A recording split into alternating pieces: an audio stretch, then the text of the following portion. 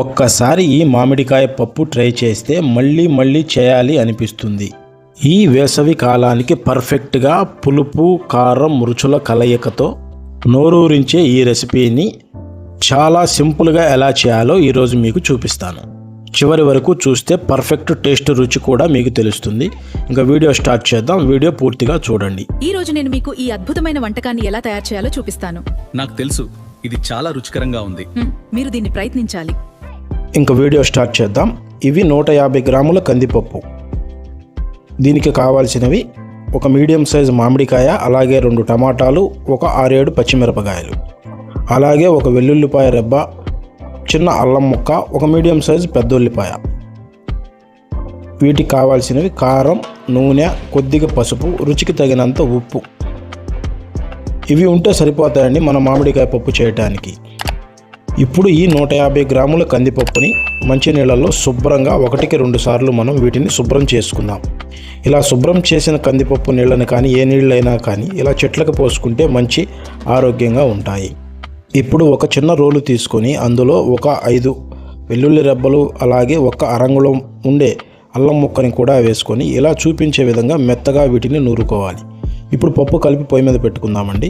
శుభ్రం చేసుకున్న కందిపప్పులో ఇందాక మనం నూరి పెట్టుకున్న అల్లం వెల్లుల్లి పేస్ట్ని కూడా కొద్దిగా వేద్దాం.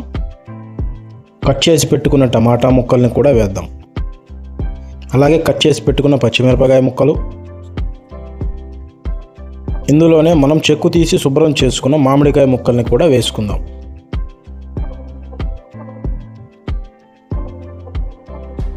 ఇప్పుడు ఇందులో ఒక 1/4 టీ స్పూన్ పసుపు, మీరు తినగలిగినంత కారాన్ని వేసుకోండి. మేమైతే 1 స్పూన్ వేసాం. ఇప్పుడు ఇందులో కొద్దిగా నూనెను కూడా పోసుకుందాం. ఇప్పుడు ఈ మిశ్రమాన్ని బాగా మొత్తం కలిసే విధంగా మనం ఒక్కసారి కలుపుకుందాం. ఇవి మొత్తం బాగా కలిసే విధంగా కలుపుకోండి. ఇప్పుడు ఇందులో కొద్దిగా నీళ్ళని పోసుకుందాం. ఒక 200 ml వరకు నీళ్లు పోసుకుంటే సరిపోతుంది. ఇప్పుడు కుక్కర్ మూత పెట్టుకొని మనం స్టవ్ వెలిగించుకొని ఈ కలిపి పెట్టుకున్న మిశ్రమాన్ని పొయ్యి మీద పెట్టుకుందాం.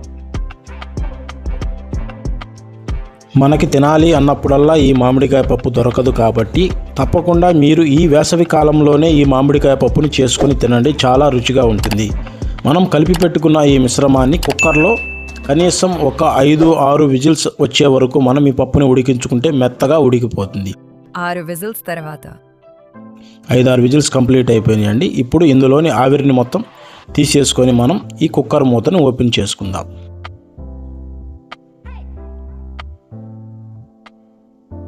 చూడండి పప్పు ఎంత పర్ఫెక్ట్గా ఉడికిందో. మనకి ఈ పప్పు ఇలా ఉడికితే సరిపోతుంది. మీరు ఉడకలేదు అనుకుంటే కొద్దిగా నీళ్లు పోసుకొని ఇంకొక 2 విజిల్స్ వరకు వేయించుకోవచ్చు. ఇప్పుడు ఇందులో రుచికి సరిపడా ఉప్పుని వేసుకుందాం. ఇప్పుడు పప్పు గుత్తితోటి దీనిని మెత్తగా మనం మెదుపుకోవాలండి. పప్పు గుత్తి వాడని వారు ఈ మిశ్రమం మొత్తం బాగా పూర్తిగా చల్లారిన తరువాతే మిక్సీలో వేసి పట్టుకోవాలండి. వేడివేడిగా మిక్సీలో వేస్తే మూత ఎగిరిపోయి ఆ పప్పు ఇల్లంతా మన ఒంటి నిండా పడుతుంది. కేవలం ఏదైనా మిక్సీ పట్టేటప్పుడు మీరు పూర్తిగా చల్లారిన మిశ్రమాన్ని మాత్రమే పట్టాలి. అప్పుడే మనకి దాని నుంచి ఎటువంటి ప్రమాదము జరగదు. చూడండి పప్పు ఎంత మెత్తగా ఉడికిందో. ఇప్పుడు ఉప్పుని అడ్జస్ట్ చేసుకోండి. ఈ సమయంలోనే పప్పు చాలా మెత్తగా మెదిగిందండి. ఇప్పుడు ఇందులో కొద్దిగా నీళ్ళని పోసుకుందాం. ఇప్పుడు ఒకసారి బాగా ఈ మిశ్రమం మొత్తాన్ని కలుపుకుందామండి.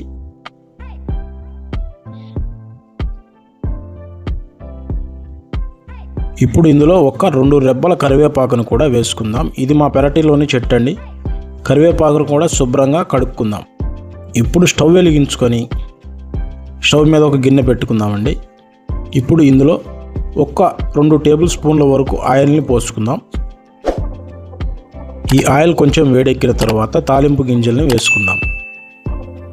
తాలింపు గింజలు చిటపటలాడాలండి. ఇందులోనే కొద్దిగా జీలకర్రని కూడా వేసుకుందాం.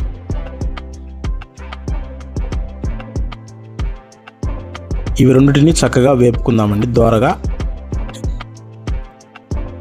ఇప్పుడు ఇందులో కట్ చేసి పెట్టుకున్న మీడియం సైజు ఉల్లిపాయ ముక్కల్ని కూడా వేసుకుందాం. ఉల్లిపాయలు చక్కగా గోల్డెన్ బ్రౌన్ కలర్ వచ్చేంత వరకు వేపుకోండి. ఇప్పుడు ఇందులో ఇంగువాని కూడా వేయండి. అప్పుడు పప్పుకు మంచి రుచి వస్తుంది. ఇంగువ వాడని వారు వేయకపోయినా పర్వాలేదండి. ఉన్నవారు తప్పకుండా వేసుకోండి. పప్పుకి అధికమైన రుచి వస్తుంది. ఇప్పుడు ఈ మిశ్రమం మొత్తం బాగా కలిసిన తర్వాత ఇందులో 2 ఎండుమిరపకాయల్ని ముక్కలుగా విరిచి వేసుకుందాం. అలాగే ఇందులో 2 రెబ్బల కరివేపాకుని కూడా వేసుకుందాం. ఇప్పుడు ఈ మిశ్రమం మొత్తాన్ని బాగా కలుపుకుందామండి. ఇవి చక్కగా వేగిన తరువాత ఇందులో మనం ఇందాక పప్పు గుత్తితో మెదుపుకొని పెట్టుకున్న ఈ పప్పు మిశ్రమం మొత్తాన్ని పోసేసుకుందాం. తాలింపులోనే ఈ పప్పు రుచి అంతా దాగి ఉంటుందండి. తాలింపుని మీరు పర్ఫెక్ట్గా చేసుకోండి. పప్పుకి మంచి రుచి వస్తుంది. ఇప్పుడు ఇవన్నీ బాగా కలిసే విధంగా ఒక్కసారి కలుపుకుందాం. ఇంతేనండి, మన నోరూరించే పప్పు మనకి రెడీ అయిపోయినట్లే.